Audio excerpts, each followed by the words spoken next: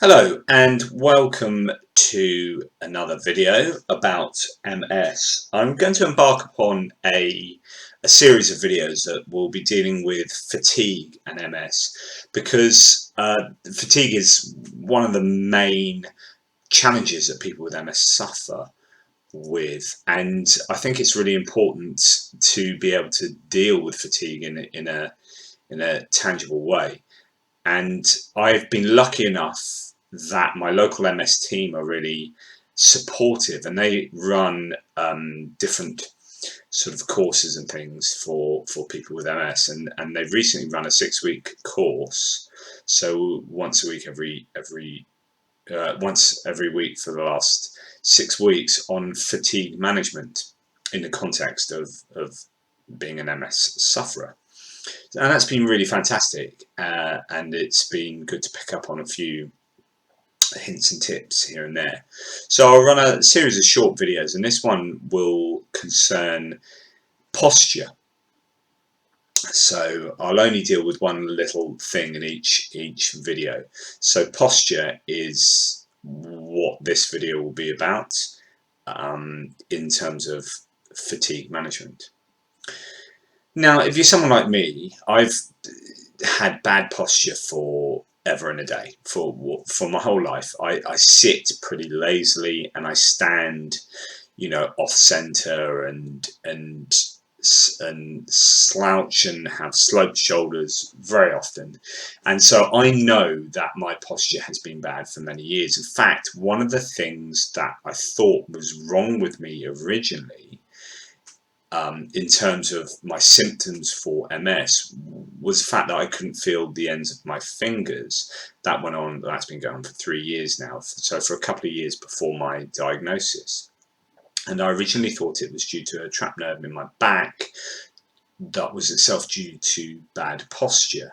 And so I recognized that I had to change my posture, and I thought because the nerves in my back were being impinged and I was losing sensation in my fingers. And that's because I spend so long at a laptop, primarily with my head at a downward angle, which means that actually, because your head is and your brain is so heavy, that if you're constantly looking down, and that can be with a mobile phone, that can be with a laptop, but if you're constantly looking down, then actually your muscles are having to work really hard to keep your head at that level that works against gravity.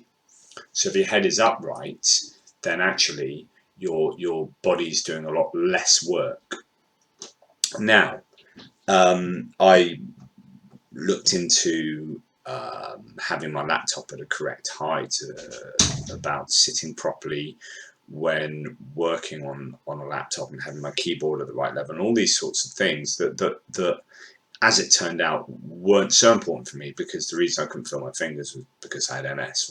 My myelin sheath was being attacked by my own body. But those things are actually still important, and all aspects of posture are really important, because sufferers with MS, your body has to work extra hard to get messages sent around. So I think the messages that are sent down your nerve system in a healthy person go at something like 400 kilometers an hour, and with someone with MS they're about 4 kilometers an hour or something like that. You get the picture. Is much slower for your central nervous system to work, and actually everything is just a bit inefficient. So for you to do things that might take a normal person a certain amount of energy, they will take someone with MS more energy to do.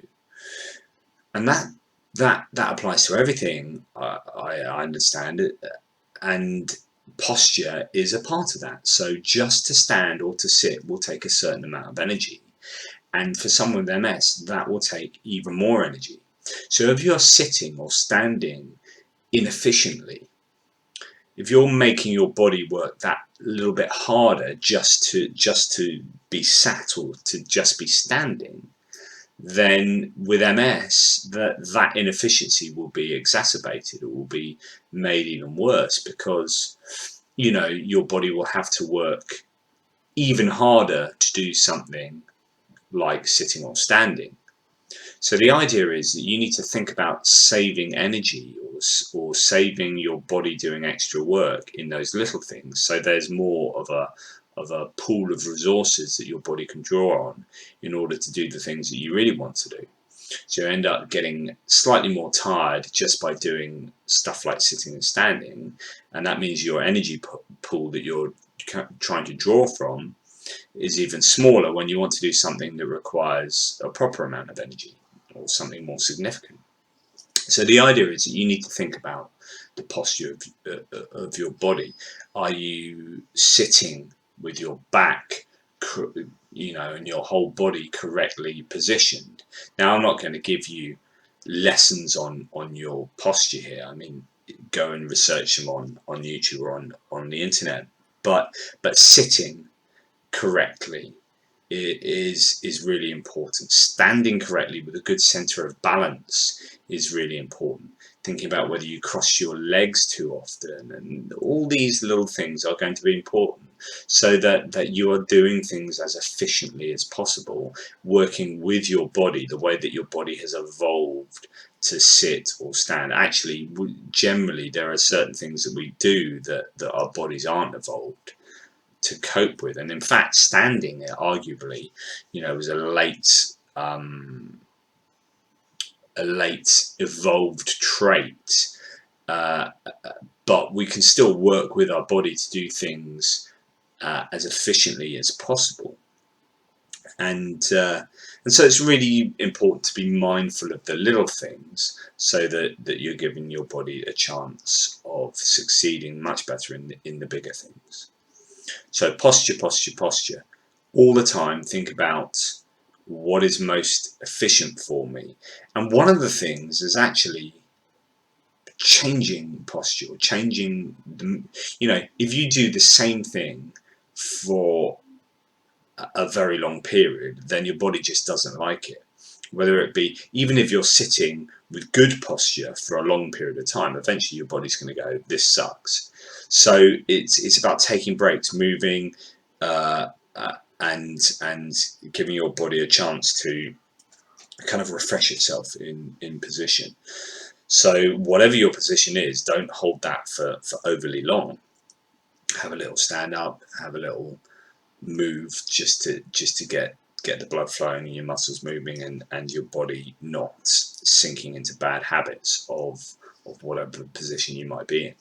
But I'm no expert on physiotherapy, but the point of this video is to get you thinking about your posture, going researching, asking questions, and then coming up with more efficient ways to stand and to sit and to do the things that you do, whether it be in a car, at work, at home, or whenever. Think about your posture. Think about your body being efficient. Give yourself extra energy resources. Give yourself extra energy resources for your body to draw upon, so that you don't get fatigued as quickly as you otherwise might. Anyway, that's the first one. I'll speak to you again about fatigue in the next video. I don't know what it's going to be about, but we'll find out.